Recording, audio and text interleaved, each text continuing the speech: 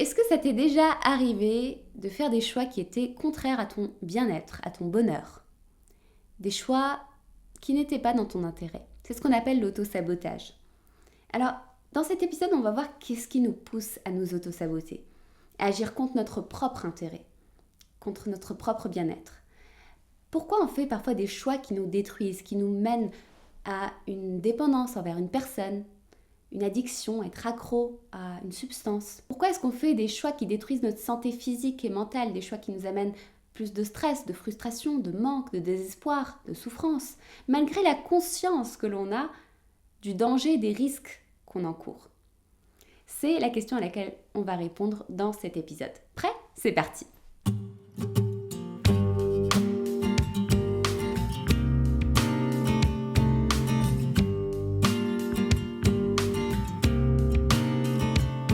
Hey, je suis Kenza Pache de kenzapache.com, psychologue spécialisée dans les relations interpersonnelles et l'hypersensibilité, et je te souhaite la bienvenue sur ma chaîne YouTube. Tu es au bon endroit ici si tu veux apprendre à mieux te connaître et à t'épanouir dans ta vie et dans tes relations en tant que personne intuitive et hypersensible.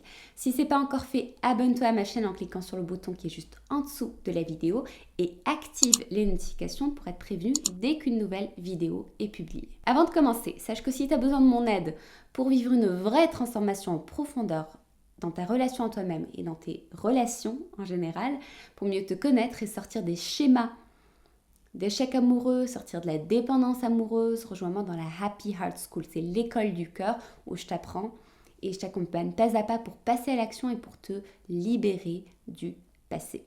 Toutes les infos sont juste en dessous de la vidéo. Donc je vais te poser une question pour commencer. C'est une question qui va te paraître toute simple, mais s'il te plaît, fais-toi une faveur. Prends-la au sérieux. Réfléchis-y vraiment, ok?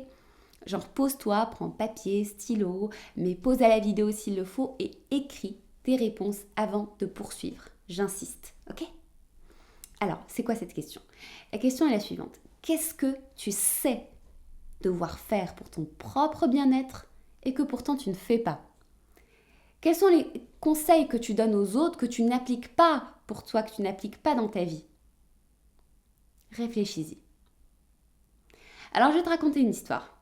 Tu sais, il y a une étude qui a été menée sur des malades qui avaient une maladie chronique, une maladie cardiaque, et ces personnes devaient prendre un médicament régulièrement. C'était très important parce que s'ils ne le prenaient pas avec discipline, leur vie était en danger, qu'ils se mettaient en danger.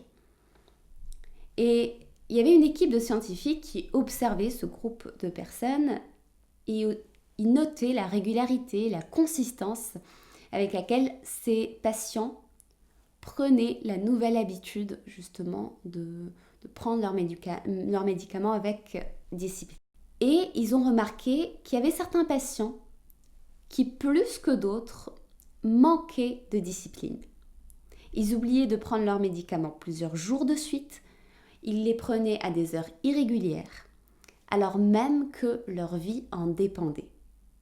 C'était assez étonnant parce que le problème était quand même assez grave. Et malgré les explications, les arguments rationnels que leur donnait le personnel soignant, les conseils qui leur ont été donnés, en fait, les arguments, n'avaient aucun effet durable. Et ça s'avérait assez peu efficace pour vraiment leur faire changer de comportement sur du long terme. C'est-à-dire que la majorité des patients acquiesçaient aux arguments que leur présentait leur médecin. Ils disaient oui, vous avez raison docteur. Même ils l'écoutaient pendant quelques jours après.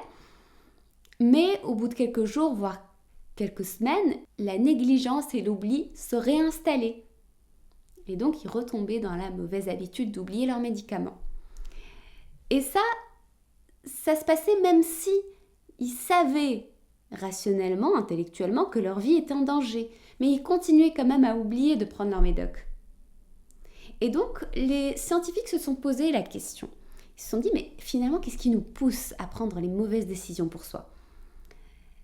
Même quand on sait qu'on s'embarque sur une pente glissante, qu'est-ce qui fait qu'on ne fait pas demi-tour? Qu'est-ce qui fait que la raison ne l'emporte pas finalement? Est-ce un manque de bonne volonté? Est-ce une question de motivation? Pas vraiment, parce que là, du coup, pour le cas de ces patients, ils étaient motivés à se garder en vie. Ils voulaient rester en bonne santé, ils voulaient rester en vie. Ce n'était pas de la mauvaise foi de leur part, c'était juste un oubli qui s'installaient involontairement. D'ailleurs, je t'invite toi aussi à observer ta vie, tes habitudes, tes comportements. Où est-ce que tu te dis « je sais qu'il faut que je fasse ceci, je sais que je devrais faire cela, je sais qu'il est mieux pour moi de… » On a tous des zones dans notre vie où on se dit ça. Et après on se dit « ok, il vaudrait mieux que, mais tu sais c'est un peu plus compliqué alors je ne le fais pas. C'est plus fort que moi, j'y arrive pas, je suis rattrapée par… » et ainsi de suite. Alors réfléchis-y, où as-tu toi aussi tendance à ne pas faire ce que tu sais être bon pour toi? Parce que nous savons globalement qu'est-ce qui est bon pour soi ou pas. On a une grande majorité des réponses sur comment augmenter notre propre bien-être. Mais alors qu'est-ce qui nous pousse à nous saboter? Par exemple, on sait tous que faire 30 minutes de sport par jour, c'est quelque chose qui augmente l'énergie et le bien-être à long terme. Mais est-ce qu'on le fait tous? On sait tous que manger équilibré, c'est une bonne chose. Mais qu'est-ce qui nous empêche de changer justement nos habitudes alimentaires? On sait tous que fumer est mauvais pour la santé, c'est même écrit sur le package. Mais combien fument et continuent à fumer malgré cette alerte? Alors en fait, quand on y réfléchit, la raison qui nous pousse à nous saboter est assez simple et étonnamment simple en fait. Les scientifiques ont donc poussé aussi leurs recherches là-dessus et ils se sont rendus compte que la raison pour laquelle on ne change pas d'habitude, on ne change pas de comportement, c'est parce que on a plus de bénéfices à ne rien faire plutôt qu'à changer. Parce que changer d'habitude, ça nous coûte beaucoup et ça nous enlève à court terme une forme de confort. Autrement dit, on a l'impression de perdre quelque chose de grand en changeant. On a l'impression de perdre beaucoup en changeant. Par exemple, si on prend une personne qui fume et qui veut arrêter de fumer, c'est sûr que le bénéfice qu'elle retire à arrêter de fumer sur du court terme, il n'est pas palpable ce bénéfice. C'est-à-dire que la perte est plus saillante, la perte est plus visible que le bénéfice. Donc, on ne change pas d'habitude parce que ça nous coûte beaucoup de changer. Mais il y a une raison encore plus profonde que ça.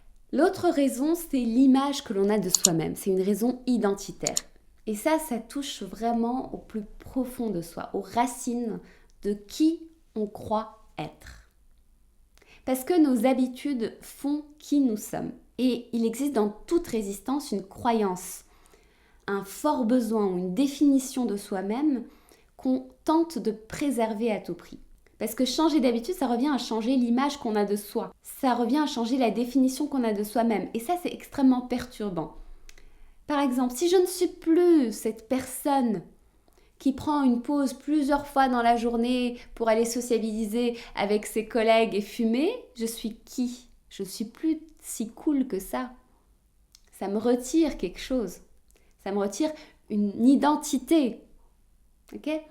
Si je ne suis plus cette personne qui sauve l'autre en l'aimant et en se sacrifiant pour lui, si je renonce à cette définition de moi-même, alors je me perds. Qui vais-je devenir? Vous voyez en fait à quel point nos habitudes sont liées à notre identité, à l'image que l'on a de soi-même. Et qui dit identité et image de soi dit une croyance profondément ancrée sur soi, sur qui nous sommes. Nos habitudes nous définissent, mes amis. Par exemple, l'un des patients dans cette étude dont je vous ai parlé, sa résistance était sa croyance qu'il était trop jeune pour prendre un traitement aussi lourd tous les jours. Et oui, quand les médecins lui ont posé la question, mais pourquoi finalement, quand ils ont creusé avec lui et quand ils l'ont aidé à saisir cette raison, l'argument final qui était ressorti, la croyance inconsciente qui remontait à la surface, c'est qu'en fait, il se croyait être trop jeune. C'est-à-dire, il se disait, mais non, à 50 ans, je suis beaucoup trop jeune pour rentrer dans cette catégorie identitaire de personnes qui doivent prendre des médicaments, un traitement lourd tous les jours. C'est fou, n'est-ce pas? Et quelqu'un d'extérieur pourrait rétorquer et dire que oui, la raison est futile, elle est émotionnelle, c'est pas rationnel, ça ne fait pas le poids face au danger de perdre sa vie. Oui, mais sauf que on ne fonctionne pas comme ça. L'inconscient est beaucoup plus fort et a beaucoup plus de poids que les arguments rationnels. Et l'inconscient, c'est un monde de croyances. Et nos croyances, la plupart de nos croyances sont inconscientes. Mais même si elles sont inconscientes, leur effet de blocage est extrêmement lourd et réel. Alors, ces croyances-là, il faut un gros travail sur soi, il faut être accompagné en thérapie, en coaching, dans des exercices spécifiques pour pouvoir les faire ressortir. Et pour voir comment elles influencent directement et durement nos comportements, nos habitudes et nos sabotages.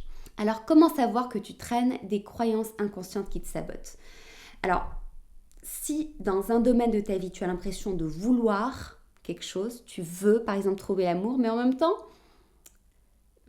ça vient pas forcément, tu ne veux pas.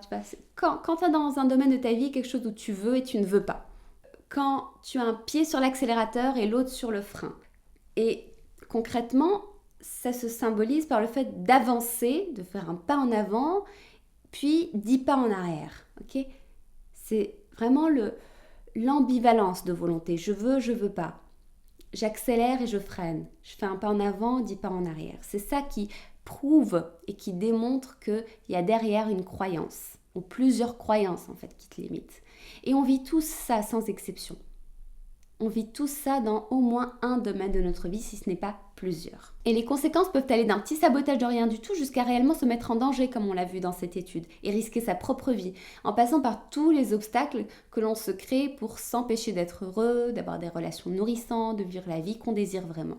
Alors la bonne nouvelle, c'est que c'est possible d'apprendre à repérer ces forces contraires qui entrent en conflit en soi et qui nous poussent à nous auto-saboter. Comment faire ? Il y a plusieurs techniques pour le faire, mais je vais te partager ma technique préférée. C'est la technique du pourquoi. Comment ça marche ? Eh bien, tu prends ton journal de bord et par écrit, tu notes quel est ton blocage. Par exemple, je n'arrive pas à quitter telle et telle habitude. Ok ? Puis, tu te poses la question pourquoi ? Tu écris la réponse spontanément qui te vient à l'esprit, puis tu reposes encore la question mais pourquoi ? Et ainsi de suite. Pourquoi ? À chaque fois que tu as une réponse, tu reposes encore la question pourquoi. Et petit à petit, en fait, tu vas dérouler le fil jusqu'au nœud principal, la croyance centrale qui te bloque. Donc, c'est une démarche de plonger en soi pour appréhender son monde intérieur et faire remonter les éléments à la conscience. Donc, progressivement, en fait, tu suis le fil pour dénouer ton nœud. Et c'est comme ça que tu peux faire remonter des croyances inconscientes qui te bloquent pour pouvoir ensuite les transformer. Alors, cette technique et d'autres font partie de ce que j'enseigne dans ma méthode Happy Cure qui fait partie de la Happy Heart School. Et tu peux, si tu le souhaites, si c'est le bon moment pour toi, tu peux m'y rejoindre pour reprendre confiance en toi, en la vie et sortir des schémas de dépendance qui te sabotent dans ta vie et en amour. Tu es le bienvenu, tu es la bienvenue. Toutes les infos se trouvent juste en bas dans la description de la vidéo. Voilà, c'est tout pour cette semaine. J'espère que tu as apprécié cet épisode. Et en attendant de se retrouver la semaine prochaine, n'oublie pas, cultive ta différence car là est ta force et ta puissance.